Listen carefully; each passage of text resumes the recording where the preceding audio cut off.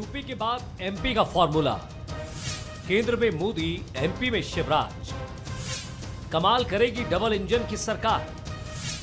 UP चुनाव में double engine की सरकार की खूब चर्चा रही। जनता ने भी बीजेपी के इस फॉर्मूले पर भरोसा जताया। अब इसी डबल इंजन की सरकार की चर्चा एमपी में है। जाहिर है 2023 से पहले बीजेपी ने प्रधानमंत्री मोदी और मुख्यमंत्री शिवराज सिंह चौहान की छवि को विकास की तस्वीर बताना शुरू कर दिया है।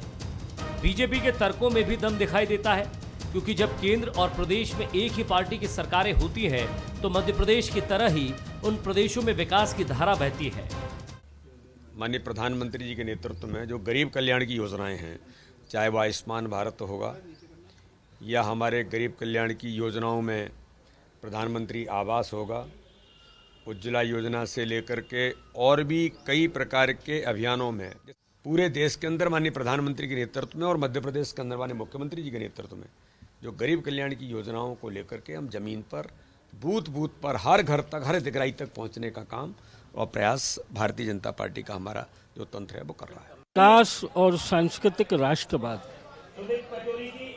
हम दोनों हाथों में दो पताका लेकर हर राज्य में काम करते हैं, देश में काम कर रहे हैं। जो यूपी में किया है और जो यूपी में परिणाम मिला है, मध्य प्रदेश में भी वही हो रहा है। इसलिए गरीबों का कल्याण और राष्ट्रवाद की स्थापना, हम दोनों दिशा में चलेंगे और उत्तर प्रदेश के ही इतिहास को हम दोहराने वाले हैं मध्य प्रदेश में।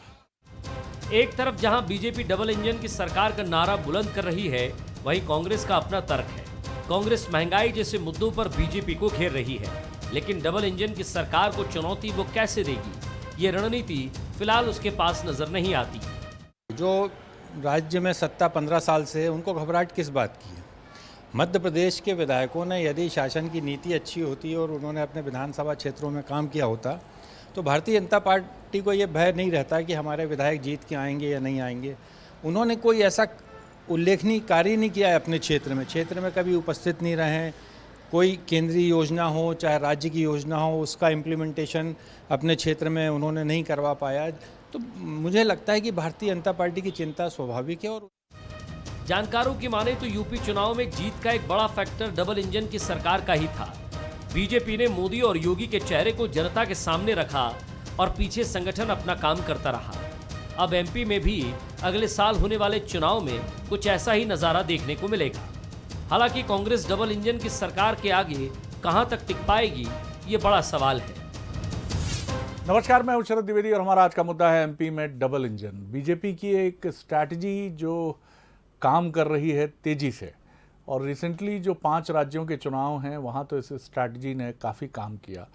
और बीजेपी ये समझ गई है कि अगर आपके पास पावरफुल लीडर्स होते हैं, आपके पास ऐसे नेता हैं जो पैन इंडिया अप्रोच रखते हैं, जिनका पूरे देश में ख़ासतौर से हिंदी भाषी राज्यों की पट्टी में बहुत ज़बरदस्त प्रभाव होता है, तो आप ऐसे नेता को अपनी ब्रांडिंग का एक मजबूत हिस्सा बनाइए।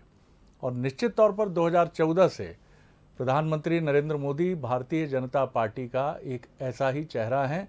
और अतीत में आप चलें तो कांग्रेस के लिए जो चेहरा जवाहरलाल नेहरू रहे हैं, उसके बाद लाल बहादुर शास्त्री रहे हैं, फिर इंदिरा गांधी रही हैं। और अगर आप भारतीय जनता पार्टी की बात करें तो बेहिचक अटल बिहारी वाजपेयी जी के साथ नरेंद्र मोदी जी उस क्लब में शामिल हैं जहां उनका नाम लोगों के बीच में कहीं ना कहीं विश्वास का, भरोसे का और लोकप्रियता का एक पैमाना बनता है। और उसी पर सवारी करके बीजेपी की ये एक स्ट्रैटेजी डबल इंजन सरकार ये सामने आई है। और इस स्ट्रैटेजी में बहुत चतुराई से केंद्र की योजनाएं जो राज्यों में बेहतर नतीजे लाती हैं उनको बुना गया है और राज्यों की बेहतर योजनाओं को शामिल किया गया है। बहुत चतुराई से इस डबल इंजन स्ट्रैटेजी में एक तरफ चुना जाता है केंद्र की कुछ फ्लैगशिप स्कीम्स को, और दूसरी तरफ राज्यों की कोई बहुत ही मजबूत फ्लैगशिप स्कीम, जैसे उत्तर प्रदेश में लॉ एंड ऑर्डर का मोर्चा योगी जी का उठाया गया और इसीलिए नारा भी उछाला गया, योगी ही उपयोगी। इस तरह के नारे और प्रधानमंत्री की ताबड़तोड़ रैलियां, इसने न सिर्फ उत्तर प्रदेश में डिविडेंड दिया, बल्कि उत्तराखंड जिसके लिए कोई दांव लगाने के लिए तैयार नहीं था, वहां भी भारतीय जनता पार्टी की सरकार बनी और गोवा में भी बनी। तो मध्य प्रदेश में भी इसी रणनीति को लेकर आगे बढ़ने की कोशिश है, क्योंकि केंद्र की भारतीय जनता पार्टी का संगठन और सरकार के जो पुरोधा हैं वो ये जानते हैं कि अब रणनीति उन्हें बदलनी होगी, क्योंकि कई बार एंटी इनकम्बेंसी और तमाम चुनौतियां राज्यों में बीजेपी के लिए मुश्किलात पैदा करती हैं, लेकिन केंद्र और उसके साथ प्रधानमंत्री नरेंद्र मोदी की छवि और उसी के साथ राज्य के ताकतवर नेता जैसे मध्य प्रदेश में शिवराज सिंह चौहान, उनकी छवि को मिलाकर अगर एक फार्मूला तैयार किया जाए तो वो बहुत कारगर साबित हो सकता है। आज इसी पर हम बात करेंगे। जो मेहमान हैं उनसे मिल लीजिए। संदीप पौराणिक जी हैं हमारे साथ, वरिष्ठ पत्रकार, राजनीतिक विश्लेषक, बहुत स्वागत करता हूं उनका। हमारे साथ हैं मिथुन अहिरवार जी, युवा नेता हैं, प्रवक्ता हैं कांग्रेस के, विद्वत सभा के सदस्य हैं कांग्रेस की, उनका बहुत स्वागत है। पंकज चतुर्वेदी जी हैं, प्रवक्ता बीजेपी के, सीनियर लीडर और मोटिवेशनल स्पीकर, और काफ़ी स्वप्रेरणा से ये काम को लेकर वो सरकारी स्कूलों सहित तमाम संस्थानों में जाते रहते हैं। Sandeep ji, double engine theory क्या कहेंगे आप? शरद जी, जब केंद्र में और राज्य में एक ही दल की सरकार होती है तो विकास का रास्ता बहुत आसान हो जाता है, और अगर विरोधी दल की सरकार होती है तो जो राज्य में विरोधी दल की सरकार है मान लीजिए, तो केंद्र से कई बार उससे वो राहत या मदद नहीं मिल पाती जिसके जरिए वो जनता का कल्याण करना चाहती है। जहाँ तक आपने मध्य प्रदेश की बात कही डबल इंजन वाली, आप शरद जी बीजेपी के काम करने का तरीका देखिए और सरकार का, इन्होंने वो एक वर्ग जिसे केंद्र सरकार और राज्य सरकार की योजनाओं का लाभ मिला है पूरी तरह उस तक पहुंचने की कोशिश की है। उसे यह बताने की कोशिश शुरू कर दी गई है कि ये जो योजनाएं हैं ये हमारी सरकार दे रही है, आपके जीवन को बदल रही है। चाहे आप उज्ज्वला का मामला ले लीजिए, चाहे आप आवास का मामला ले लीजिए, मुफ्त में राशन दिए जाने वाली बात है, तो जनता में एक भाव पैदा होता है और वो उसे याद करा रहे हैं कि ये हम दे रहे हैं या हमारी सरकार दे रही है। शरद जी, भारतीय मानस कहें या हमारे समाज का ऐसा मानस होता है, जब आप किसी को याद दिलाते हैं कि ये चीज़ हमारे जरिए आपको मिल रही है, तो उसके अंदर ये पैदा होता है कि वाकई में एक एहसान का भी भाव आता है और कल्याणकारी सरकार की धारणा भी उससे मजबूत होती है। तो डबल इंजन की सरकार के तौर पर देखें तो संगठन काम कर रहा है योजनाओं को जनता तक बताने का। शिवराज जी ने एक और मोर्चा खोला है, वो है माफियाओं के खिलाफ कार्रवाई का। उत्तर प्रदेश में योगी जी को लेकर कहा जा रहा था कि ये चुनाव बड़ा मुश्किल है उनके लिए, लेकिन उनकी एक वो लाभार्थी वाला वोट बैंक जो सरकार की योजनाओं का लाभ लेता है, दूसरी तरफ लॉ एंड ऑर्डर। तो जो योगी जी का लॉ एंड ऑर्डर वाला मामला था उस दिशा में अब शिवराज तेजी से बढ़ रहे हैं। मैं रोज खबरें आ रही हैं कि आज ये माफिया पकड़ लिया गया, आज उसका मकान गिरा दिया गया। तो जनता में सुरक्षा का भाव पैदा किया जा रहा है लॉ एंड ऑर्डर के जरिए, और दूसरी सरकार की योजनाओं से मिलने वाली सुविधाएं उसके जीवन में बदलने वाली। जहां तक आपने कांग्रेस की बात की, स्वाभाविक बात है कि इस समय कांग्रेस के पास मुद्दे बहुत हैं, लेकिन उन मुद्दों को उठाकर कांग्रेस क्या जनता के बीच जा पाएगी? ये चुनौतीपूर्ण समय है कांग्रेस के लिए। अब कैसी तैयारी होती है और वो कैसे जनता के बीच जाते हैं, ये बड़ा सवाल है। और इसमें एक और बहुत महत्वपूर्ण बात है कि जब भी कोई नेता लोकप्रियता की लहर पर सवार होता है तो उसकी मुखालिफत करना, उसके खिलाफ बोलना और उसके खिलाफ मुद्दे तैयार करना बहुत ही चतुराई भरा और बहुत ही प्लानिंग से किया जाने वाला एक कार्य हो जाता है, क्योंकि जो उस पार्टी का और उस पार्टी के नेता का समर्थन समूह होता है वो उस आलोचना से और ताकत गेन करता है। और कई बार आप जितनी आलोचना करते हैं उसकी, ये इंदिरा जी का भी सत्य है, ये नेहरू जी का भी सत्य हो सकता है, और ये प्रधानमंत्री नरेंद्र मोदी जी का भी सच हो सकता है। बहरहाल, क्या नज़रिया रखते हैं मिथुन अहिरवार जी इस पर, फिर उसके बाद मैं आगे बढ़ूंगा पंकज जी की तरफ। जी देखिए शरद जी, जब भी हम किसी पॉलिटिकल पार्टी को एक प्रतिद्वंदी के रूप में देखते हैं तो उसका सही आकलन हमें एक पार्टी के रूप में करना चाहिए। ना हमें उसे ओवर एस्टिमेट करना चाहिए, ना ही उसे अंडर एस्टिमेट करना चाहिए। तो ये बात ठीक है कि नरेंद्र मोदी जी का चेहरा है, लेकिन जब हम इतिहास देखते हैं तो कमलनाथ जी के नेतृत्व में यही दो चेहरे हमारे सामने 2018 में भी थे, और इन दोनों चेहरों की कथित पॉपुलैरिटी के आगे हमने अपनी सरकार बनाई थी, क्योंकि जनता को हम लोग कन्विंस कर पाए थे कि ये दोनों सरकारों ने जो दिवा स्वप्न मध्य प्रदेश के विकास को लेकर के दिखाए थे, उन वादों पर ये दोनों सरकारें खरी नहीं उतरी हैं। और मुझे लगता है अब की बार का चुनाव और भी ज़्यादा चुनौतीपूर्ण भारतीय जनता पार्टी के लिए इसलिए हो जाएगा क्योंकि ये डबल इंजन की सरकार का चुनाव तो है ही साथ ही ये डबल मैनिफेस्टो का भी चुनाव है, जहाँ भारतीय जनता पार्टी के जो वादे 2018 के चुनाव में थे, साथ साथ कांग्रेस पार्टी के वो वादे जिनको लेकर के सिंधिया जी ने भी ये कहा था कि ये जो कथित रूप से वादे पूरे नहीं हो, इनको पूरे कराना भी मेरी जिम्मेदारी है। तो भारतीय जनता पार्टी का मैनिफेस्टो प्लस कांग्रेस पार्टी का मैनिफेस्टो, उनमें से जो वादे हमने पूरे जो रह गए हैं वो आपको पूरा करना है। तीसरी बात मैं कहना चाहूंगा, यदि आप उत्तर प्रदेश से तुलना कर करके वहां के वादों के आधार पे आज की सरकार का परफॉर्मेंस और 2023 में ये लोग किन मुद्दों के साथ जाना चाहते हैं, तो यही डबल इंजन की सरकार उत्तर प्रदेश में कहती है कि कर्ज माफी किसान की आवश्यकता, उसको आपने दावा किया है कि आपने वहां किया, तो मध्य प्रदेश में क्या वो मॉडल अपनाया जाएगा? मध्य प्रदेश में जो आप मॉडल लाने की कोशिश कर रहे हैं, जैसे जो धर्म परिवर्तन को लेकर के जो कानून होता है यूपी की तर्ज पे मध्य प्रदेश ले आते हैं, आप बुलडोजर यूपी की तर्ज पे मध्य प्रदेश ले आते हैं, लेकिन उसके साथ जो बुराइयां हैं जैसे पेपर आउट हो जाना, वो भी आज मध्य प्रदेश में आ चुकी हैं, परीक्षाओं का निरस्त हो जाना, वो भी आज मध्य प्रदेश में आ चुकी है, पत्रकारों के साथ बदसलूकी हमने अभी देखा किस तरीके के फोटो वायरल हुए, वो भी मध्य प्रदेश में आ चुके हैं। तो मुझे लगता है यदि आप उस पैटर्न पे जाना चाहते हो, और ये डबल इंजन का सरकार है, हमने तो शुरू से मेंटेन किया, लेकिन ये दोनों ही इंजन विपरीत दिशा में जा रहे हैं और बीच में जनता को खींच रहे हैं। जिस तरीके से मध्य प्रदेश में चुनाव खत्म होते ही दवा के रेट बढ़ जाते हैं, दूध के रेट बढ़ जाते हैं, दारू के रेट 20% कम हो जाते हैं, उसी तरीके से उत्तर प्रदेश के चुनाव के बाद मध्य प्रदेश समेत पूरे देश में जो पेट्रोल डीजल के दाम हैं, वापस जो उत्तर प्रदेश के चुनाव के पहले जो राहत दी गई थी, अब वो राहत लगभग समाप्त है। जो एलपीजी मिल रहा था उससे भी ज्यादा कीमत पर आज है। ऐतिहासिक बेरोजगारी दोनों ही राज्यों में है, ऐतिहासिक जो महंगाई है सब जगह, और जनता के अंदर असंतुष्टि का भाव भी ऐतिहासिक है। तो मुझे लगता है ये डबल मैनिफेस्टो और डबल इंजन जो विपरीत दिशा में है उसका चुनाव है। पंकज जी, कांग्रेस का आरोप है कि डबल इंजन है, बिल्कुल है, लेकिन दोनों इंजन अलग अलग दिशा में हैं, और उनका ये भी कहना है कि अगर कुछ चीज़ें बेहतर हैं तो उसके साथ ढेर सारी ऐसी भी हैं जो चुनौतियां बनकर प्रवेश भी कर रही हैं मध्य प्रदेश में, ऐसा उनका दावा है, आरोप है। जी, आपका जवाब। कांग्रेस ने शरद जी जिस प्रकार के आरोपों का उल्लेख किया, वैसे आरोपों का उल्लेख कांग्रेस ने उत्तर प्रदेश, उत्तराखंड, मणिपुर और गोवा के चुनावों में किया। गोवा में लगातार तीसरी बार भारतीय जनता पार्टी की सरकार, उत्तराखंड में जहां कांग्रेस आश्वस्त थी कि यहाँ 5 साल का टर्म मिलता है फिर हम तो वापस आएंगे ही, वहाँ इतिहास को एक नया इतिहास लिखा भारतीय जनता पार्टी की सरकार ने। उत्तर प्रदेश में लगातार दूसरी बार भारतीय जनता पार्टी की सरकार। उत्तर प्रदेश में जहाँ जैसा पौराणिक जी कहा जा रहा था कि बहुत कठिन है और बुआ के बिना बबुआ की लहर है, सपा आएगी, भाजपा साफ हो जाएगी। साफ कौन हुआ? जिनके 98% जमानत जब्त हुई, फिर वो विषय नहीं है। और वहाँ भी 1984 के बाद कोई मुख्यमंत्री लगातार दूसरी बार सरकार में नहीं आ पाया, जो इतिहास आदरणीय योगी जी ने स्थापित किया।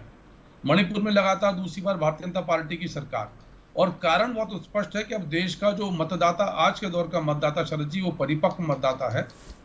उसके पास सूचनाओं के ढेर सारे स्रोत हैं, वो अपने मोबाइल में क्लिक करके जान सकता है कि जो प्रतिपक्ष आरोप लगाता है भारतीय जनता पार्टी पर उसमें कितनी सत्यता है।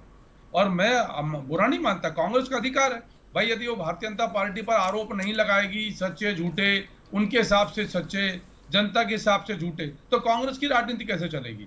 लेकिन हमारा भारतीय जनता पार्टी के कार्यकर्ता के नाते पक्ष है, जो दायित्व है, वो दायित्व है जनता के प्रति उत्तरदायित्व, और आम जनता के प्रति उत्तरदायित्व की पूर्णतः ही भारतीय जनता पार्टी को बाई प्रोडक्ट के रूप में लोकतंत्र के चुनाव में जनता का आशीर्वाद देती है, और ढेरों उत्तरदायित्व भारतीय जनता पार्टी की सरकार पूर्ण कर रही। मैं एक रिपोर्ट आज देख रहा था कि पिछले 7 साल में मोदी जी की सरकार ने 3 करोड़ नए आवास दिए हैं प्रधानमंत्री आवास योजना में, जिनमें से 68% आवास उन माताओं बहनों के नाम पर है, रजिस्ट्री उनके नाम पर है।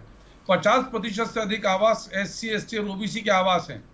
नल जल योजना को लेकर जो जल जीवन मिशन भारत सरकार का पिछले बार का बजट था 41,000 करोड़ रुपए, इस बार 60,000 करोड़ का बजट है। हमारे मध्य प्रदेश का बुरहानपुर जिला 100% जो है वहाँ नल जल योजना से पूर्ण है, बाकी जिलों में पूर्णता की ओर अग्रसर है, और आज भारतीय जनता पार्टी का नल अभिषेक का कार्यक्रम था सब जगह। मध्य प्रदेश की विकास दर 19.74%, 28 राज्यों में सबसे ज्यादा।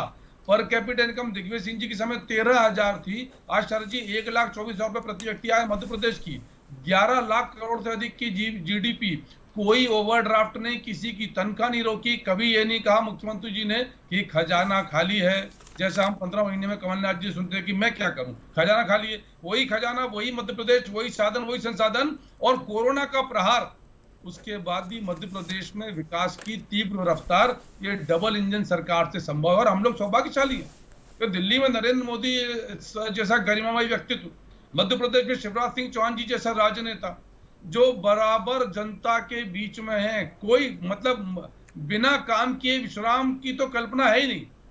चलिए और प्रतिदिन जी। इस बात का भाव कि जो उत्तरदायित्व जो उत्तरदायित्व लिया है राजनीतिक दल के नाते, भाजपा ने सरकार के नाते, उसकी पूर्णतः 100% सुनिश्चित की जाए। और इसके लिए भारतीय जनता पार्टी के कार्यकर्ताओं की पूरी मशीनरी, संगठन के पदाधिकारी, सारा मंत्रिमंडल काम कर रहा है और इसीलिए जनता की कृपा और आशीर्वाद बराबर मिलती है। और इसमें शरद जी डबल इंजन का निश्चित तौर पर योगदान है और वो अभी जो हमारा आगामी चुनाव है 23 का विधानसभा का, वहां फिर परिलक्षित होगा। कांग्रेस के हम भयभीत हैं।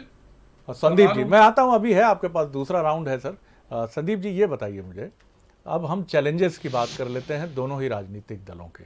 डबल इंजन की सरकार है लेकिन चुनाव है, चुनाव की चुनौतियां निश्चित तौर पर होती हैं। और ये जैसा मिथुन जी कह रहे थे वो ठीक कह रहे थे कि 2018 में भी मध्य प्रदेश में ये डबल इंजन की ही सरकार थी और पड़ोसी राज्य छत्तीसगढ़ में और पड़ोसी राज्य राजस्थान में भी आप कह सकते हैं कि चुनौतियां जो हैं वो बड़ी गहरी थी कांग्रेस के लिए।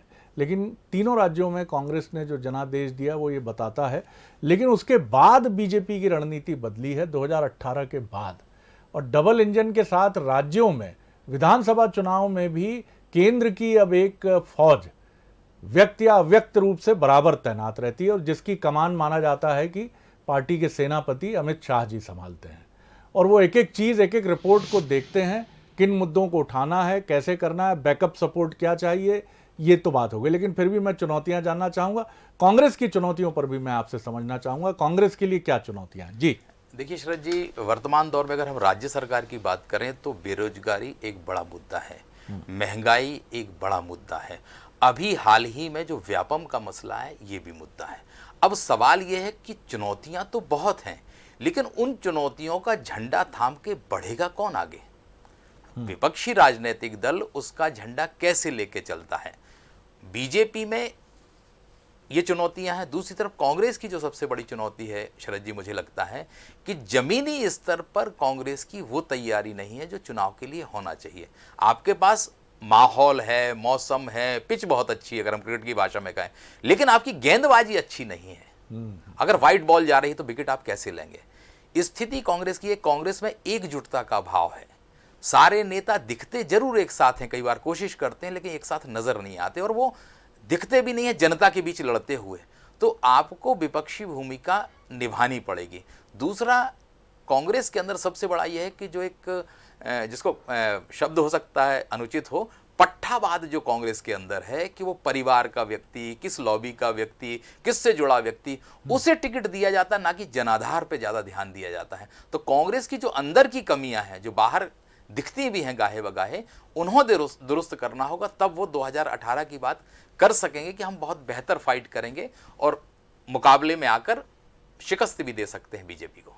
मिथुन जी, यही बड़ा सवाल है कि आपके पास सब कुछ, अगर हम ये माने कि मुद्दों की दृष्टि से अनुकूल है, लेकिन समन्वय नहीं है। ऐसा नहीं है कि डबल इंजन आपके लिए नहीं है, विपक्ष में भी डबल इंजन है, केंद्र में आपके यहाँ ठीक है, इस समय मैं ये नहीं कहूँगा कमज़ोर लीडरशिप है आपकी, लेकिन एक ऐसी लीडरशिप है जो बार बार नाकाम साबित हो रही है।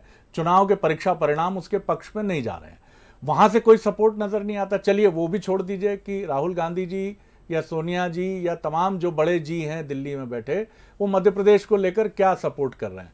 पड़ोसी राज्यों की तरफ चलें तो छत्तीसगढ़ से ही मुझे लगता है मध्य प्रदेश में कोई बहुत एक समन्वय का बिंदु नज़र नहीं आता है। छत्तीसगढ़ के मुख्यमंत्री भूपेश बघेल सबसे पहले कश्मीर फाइल्स देख आते हैं, पूरे देश में कांग्रेस इंतजार करती रहती, वो देख के चले आते हैं। 75 स्थान वो चिन्हित करके राम पथ वन गमन के लिए एक बड़ी स्ट्रैटेजी लेकर आगे बढ़ जाते हैं कि नहीं साहब, हम तो राम को एक धार्मिक पर्यटन स्थल के रूप में विकसित करेंगे, एक मैसेज भी दे देते हैं। आपके यहाँ समन्वय की अशोक गहलोत जी से क्या सपोर्ट है, आपके यहाँ पड़ोसी राज्य से क्या सपोर्ट है? समन्वय की कमी है बड़ी। जी देखिए, मेरे ख्याल से समन्वय की कमी को लेकर के 2018 में भी प्रश्न आए थे, और अभी आपने देखा कि कैसे कमलनाथ जी के आवाज़ पर सभी नेता एकजुट हुए और उन्होंने एकजुटता के साथ कहा कि हम कमलनाथ जी के नेतृत्व में ही चुनाव लड़ेंगे। मुझे लगता है भारतीय जनता पार्टी को अभी ये करना बाकी है। शिवराज जी क्या चेहरा होंगे 2023 का, इस बात को लेकर के स्पष्टता आना अभी बाकी है। तो हम तो बिल्कुल क्लियर माइंड से अपनी स्ट्रैटेजी बना चुके, फोकस्ड होकर के हम लोग चल रहे हैं। पंकज जी ने एक बहुत अच्छा जिक्र किया, क्योंकि इतिहास में ऐसा हुआ, बिल्कुल ठीक बात है। इतिहास में आप 2017 में भी जीते थे, लेकिन इतिहास ये भी कहता है कि 2018 में इन्हीं मोदी जी के नेतृत्व में 5 राज्यों के चुनाव हुए थे, मध्य प्रदेश, छत्तीसगढ़, राजस्थान। इनमें से 5 राज्यों में से 3 हम जीते थे, 2 हारे थे। पंकज जी की पार्टी 5 के 5 राज्यों में चुनाव हारी थी। इतिहास ये भी कहता है। निवेदन ये है कि यदि हम मुद्दों और विषयों की बात करें तो पंकज जी ने बहुत अच्छी बात कही कि जनता के ऊपर है, जनता ये क्या समझती है, आप कौन से आरोप सही लगाए, ये तो जनता की बात है। लेकिन जब केंद्र सरकार आप पर आरोप लगाती है या आपको रिपोर्ट्स देती है, जिसमें ये बताया जाता है कि मध्य प्रदेश आदिवासी अत्याचार में नंबर 1 है, कुपोषण में नंबर 1 है, नंबर 2 है बेरोजगारी पर, नंबर 30 है सबसे फिसड्डी स्वास्थ्य सुविधाओं में, नंबर 4 हम देश का सबसे गरीब राज्य है, ये नीति आयोग की रिपोर्ट कहती है। तो मुझे लगता है बहुत ज्यादा प्रमाण हमको देने की आवश्यकता नहीं रहती, जनता इन बातों को समझती है। अगर बिल्कुल 10 सेकंड में खत्म कर रहा हूं, अगर आप ही के विधायक अजय विश्नोई जी जबलपुर में मुख्यमंत्री उद्यमी योजना में ये कह देते हैं कि पुराने लोगों को लाभ मिल रहा है, और भारती जी कहती हैं कि मेरा मुख्यमंत्री जी से अबोला चल रहा है, स्वयं मुख्यमंत्री जी कहते हैं कि मैं जहर पी करके यदि सरकार चला रहा हूं, तो वो समन्वय का अभाव वो भी सामने आता है, उसको भी हम चुनौती के रूप में सामने लेकर चल रहे हैं। जी देखिए शरद जी, भारतीय जनता पार्टी की अपनी कार्य करने की एक पद्धति है जिसमें हम अपनी सशक्तता के ऊपर अधिक कार्य करते हैं। प्रतिपक्ष की निशक्तता, निर्बलता है प्रतिपक्ष के विषय। जैसा मैंने कहा कि कांग्रेस को अधिकार है, कांग्रेस अपनी बात रखे, लेकिन अंततोगत्वा जनता जनार्दन का निर्णय सिरदार होता है। और मध्य प्रदेश नहीं, देश में 2014 से भारतीय जनता पार्टी के बहुत सारे विचारों को, उनकी रीति नीतियों को जनता की कृपा और आशीर्वाद मिल रहा है, मत प्रश्न मिल रहा है। बहुत बात की जा रही है कि 18 में सरकार बनी, मेजोरिटी ला पाई थी कांग्रेस पार्टी के शरद जी, मेजोरिटी मार्क टच नहीं कर पाई। भारतीय जनता पार्टी के वोटों की संख्या 40,000 ज्यादा थी, कांग्रेस के वोटों थे प्रतिशत लगभग 0.25% अधिक था। 41% वोट भारतीय जनता पार्टी के थे 2018 के चुनाव में। संख्या बल में 3-4 सीटों का अंतर था, तो सरकार कैसे बनी, कैसे गई। श्री कुछ आपके साथी कह रहे हैं, सुन लीजिए, जिससे मुकम्मल जवाब दे दीजिएगा। 5 सेकंड। सर, मेजोरिटी आपकी भी नहीं थी, और यदि वोट प्रतिशत ही पैमाना है तो कर्नाटक में 2% आपसे वोट ज्यादा थे, विधानसभा की सीटें आपसे ज्यादा थी, वहां आपने कैसे सरकार बना ली थी, इसका जवाब दीजिए। जी, इस बहस में ना जाए, क्या नया है कहने के लिए उस पर आए। जी जी देखिए, नया यही पीड़ा शरद जी बिल्कुल ठीक है, कांग्रेस के पास नवीनता नहीं है, वो ठहरे हुए पानी के समान हो गई है। और जब पानी ठहरा हुआ था तो उसकी जो गंध होती है वो कैसी होती है, मैं इस पर टिप्पणी नहीं बोलना चाहता। प्रश्न पुराने होंगे तो जवाब भी वैसे ही होंगे, लेकिन मैं सिर्फ ये बता रहा हूं कि नवीनता समाप्त हो गई। और इन्हीं प्रश्नों को नवीन प्रश्न लाइए पंकज जी। मध्य प्रदेश में 2003 से बराबर गा रही है, लेकिन क्या परिणाम मिला कि 2018 में भी ये बहुमत नहीं ला पाए। भारतीय जनता पार्टी से मत और प्रतिशत दोनों में ये कम थे, तो इसीलिए हम निश्चिंत तो हैं और पूरी तन्मयता के साथ मध्य प्रदेश को श्रेष्ठ से सर्वश्रेष्ठ बनाने का प्रयास कर रहे हैं। और बहुत सारे पैमाने मापदंड बन गया देश का। जिसका एक वर्ष में सर जी एक आंकड़ा, एक वर्ष में किसानों को 1,71,484 करोड़ का भुगतान किया किसानों को, उन किसानों को जिनको कर्ज माफी के नाम पर ठगा गया, डिफॉल्टर हो गए, उनके डिफॉल्टर होने के ब्याज और ऋण शिवराज जी की सरकार भर रही है। 6400 करोड़ का बिजली का बिल माफ, 88 लाख लोगों का कोरोना काल का इनने बिल भर दिया। आप दोनों और मेरे साथी जो हैं पत्रकार, बहुत ही निष्णात, आप दोनों निष्णात राजनेता हैं, बहुत ही एफिशिएंट पॉलिटिशियन हैं। नई पीढ़ी, अगर माफ़ कीजिएगा मैं पुरानी पीढ़ी का हूं तो निष्णात जैसे शब्द निकल जाते हैं, क्षमा चाहूँगा। लेकिन ये मैं ज़रूर कहूँगा कि अदम गोंडवी साहब का जो शेर है कि फाइलों में गाँव का मौसम गुलाबी है, तो मैं ये जोखिम उठाकर बोल रहा हूँ कि जनता अब आंकड़ों पर उतना भरोसा नहीं करती, सरकार किसी की भी हो। जनता 2-3 मुद्दे जो उससे सीधे जुड़े होते हैं, क्योंकि वो आजकल सब जानती है। वो जानती है बजट क्या है, कोरोना ने क्या संकट पैदा किया, अंतर्राष्ट्रीय बाजार में क्रूड ऑयल की कीमतें क्या गुल खिलाती हैं। उसे मालूम है कि क्या हो सकता है, क्या नहीं हो सकता है। उसे मालूम है कुछ चीज़ों के दाम बढ़ेंगे ही बढ़ेंगे, दावे कितने किए जाएं, नौकरी का इशू यक्ष प्रश्न है तो ये रहेगा ही। तो उससे वो चीज़ बोलिए आप जो उसको डाइजेस्ट होती है। आंकड़ों की जंग अगर आप लड़ेंगे, नारे आकर्षक होने चाहिए, सोशल मीडिया टीम मजबूत होनी चाहिए और 2-3 कोर एजेंडा सेट होना चाहिए। और इसमें बीजेपी आउट क्लास कर रही है बीते कुछ चुनावों से कांग्रेस को। तो कांग्रेस को फोकस करना चाहिए कि क्या चीज़ें हैं जिन पर उसे अपनी यूएसपी बनाकर आगे बढ़ना चाहिए, यही डिविडेंड देगा। बहुत शुक्रिया मिथुन जी, शुक्रिया पंकज जी, बहुत धन्यवाद संदीप जी। आगे देखिए अफसरनामा। सीनियर आईएएस और देवास के कलेक्टर